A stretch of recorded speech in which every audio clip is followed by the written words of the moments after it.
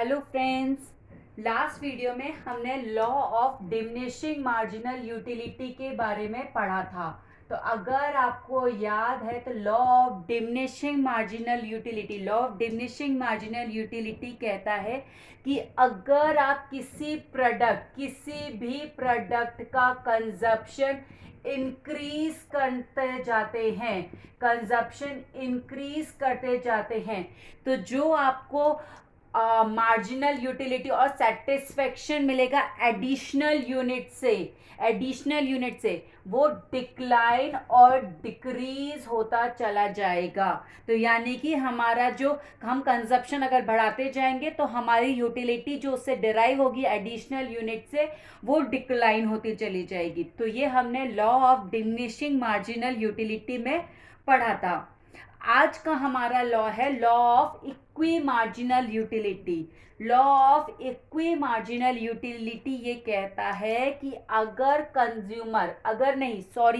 हमेशा ही किसी कोई भी कंज्यूमर हो उसके पास लिमिटेड इनकम होती है। करेक्ट, हर किसी के पास में लिमिटेड इनकम है तो और उससे उसको डिफरेंट डिफरेंट प्रोडक्ट्स परचेज करने हैं, ABCD वॉटेवर। तो वो अपनी ये लिमिटेड इनकम को इन डिफरेंट प्रोडक्ट्स के ऊपर कैसे स्पेंड करे कि उसका जो सेटिस्फेक्शन और यूटिलिटी वो मैक्सिमाइज हो जाए। करेक्ट, तो हमें अपना सेटिस्फेक्शन मैक्सिमाइज करना है तो हम अपनी लिमिटेड इनकम को डिफरेंट प्रोडक्ट्स के ऊपर कैसे स्पेंड करें कि हमारा सेटिस्फेक्शन मैक्सिमाइज हो जाए।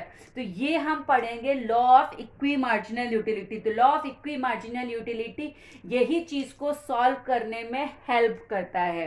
तो आइए इसको पढ़ने में कि ये कैसे हेल्प करता है एक एग्जाम्पल लेते हैं। तो देखते हैं मेरी टोटल अमाउंट मेरे पास जो है जिसको मैं खर्च कर सकती हूँ। लेट्स से मेरे पास टोटल अमाउंट ₹6 है, ओनली ₹6 है मेरे पास। करेक्ट, अब मुझे उससे 2 प्रोडक्ट्स परचेज करने हैं। या तो मैं उससे पेंसिल परचेज कर सकती हूँ या मैं उससे इरेजर परचेज कर सकती हूँ या मैं उससे दोनों चीज़ें परचेज कर सकती हूँ। या तो either I can buy pencil, eraser और बोथ। मैं दोनों उनसे ये परचेज करना चाहती हूँ। तो मैं मोस्टली कॉम्बिनेशन परचेज करना चाहूँगी, पेंसिल और इरेजर मुझे दोनों परचेज करने हैं। तो लेट से हम सिंपल से एग्जांपल लेते हैं। टोटल अमाउंट ₹6 है जिससे मैं पेंसिल इरेजर परचेज करना चाहती हूँ। अब उससे मैं कितना परचेज कर सकती हूँ, कितने पेंसिल कितने इरेजर परचेज कर सकती हूँ कि मेरा सेटिस्फेक्शन मैक्सिमम हो जाए। तो आइए देखते हैं कि मैं ₹6 को कैसे स्पेंड करूंगी। तो मेरे पास में मनी है ₹6, 1 2 3 4 5 6। अब लेट से ₹1 से मैं 1 यूनिट पेंसिल की और 1 यूनिट ही इरेजर की खरीद सकती हूँ। लेकिन मुझे इनसे कितना मार्जिनल यूटिलिटी मिल रही है?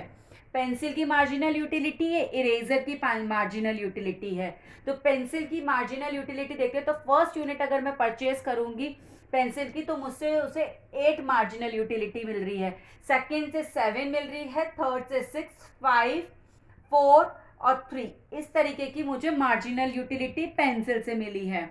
अब मैं इरेजर से जाती हूँ। इरेजर से फर्स्ट यूनिट से मुझे मिल रही है 10, 9, 8, 7, 6 और 5। इस तरीके की मुझे मार्जिनल यूटिलिटी मिल गई। अब हमें मार्जिनल यूटिलिटी पता है तो हम टोटल यूटिलिटी कैलकुलेट कर सकते हैं।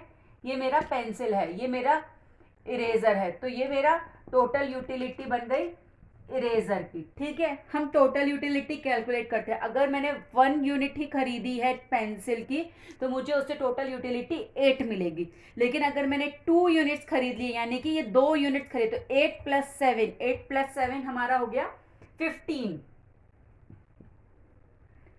एंड इसी तरीके से अगर मैंने थर्ड यूनिट 3 यूनिट्स परचेज कर ली है पेंसिल की तो मेरी मार्जिनल यूटिलिटी कितनी हो, टोटल यूटिलिटी कितनी हो गई? 8 + 7 + 6, 8 + 7 15, 15 + 6 21। ओके, तो ये मेरी 21 की मार्जिनल यूटिलिटी। इस तरीके से हम सारी टोटल यूटिलिटी कैलकुलेट कर लेते हैं।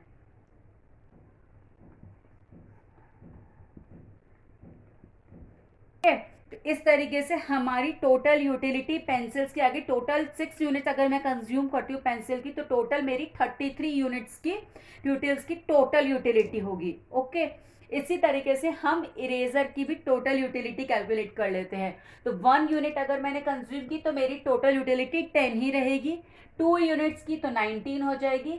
सिमिलरली 3 यूनिट्स परचेज के और सो ऑन हम निकाल लेते हैं। इस तरीके से हमने इरेजर्स की भी टोटल यूटिलिटी कैलकुलेट कर ली है।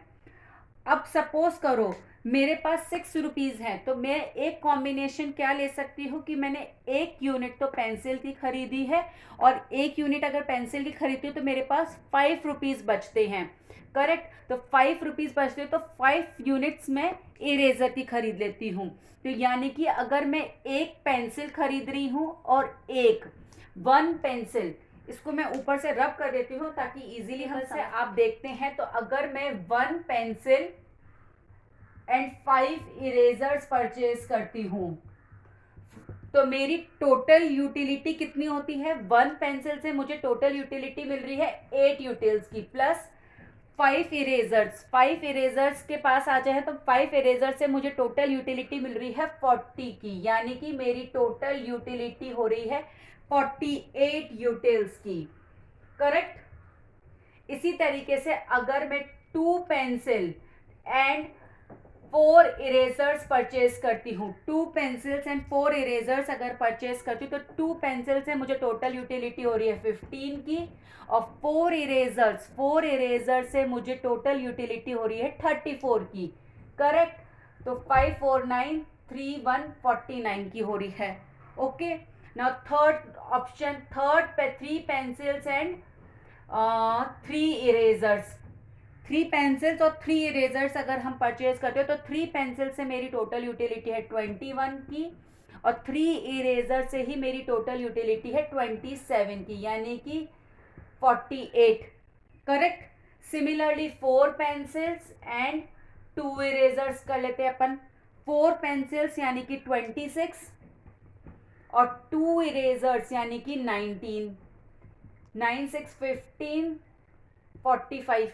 Okay, now last, now 5 pencils and 1 eraser, 5 pencils and 1 eraser, 5 pencils 30 plus 1 eraser यानी कि 10, यानी कि 40 यूटिल्स का ही होता है। तो यानी कि मेरी टोटल यूटिलिटी मैक्सिमम तब है जब मैं 4 इरेजर्स पे, 4 रुपीज इरेजर्स पे और 2 रुपीज पेंसिल पे स्पेंड कर रही हूँ।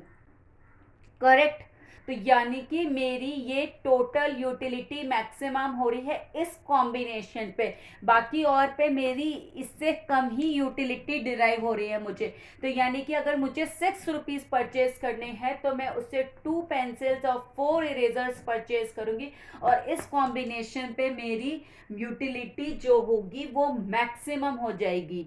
यही चीज़ हमें law of equimarginal utility बता रहा है। तो law of equimarginal utility ये कहता है कि कंज्यूमर अपना सेटिस्फेक्शन उसी लेवल पे मिलेगा उसको जब वो जो कॉम्बिनेशन करेगा गुड से, उससे उसकी जो टोटल यूटिलिटी होगी वो मैक्सिमाइज हो जाएगी। तो ये हमारा law of equimarginal utility है। और इस पोजीशन पे आने पर कंज्यूमर हमेशा इक्विलिब्रियम पे रहेगा। ये कंज्यूमर के कंज्यूमर्स इक्विलिब्रियम पोजीशंस हो जाएगी, क्योंकि यहाँ पे उसको मैक्सिमम सेटिस्फेक्शन मिल रहा है, तो वो इस पोजीशन पे ही रहेगा, वो इससे हिलना नहीं चाहेगा।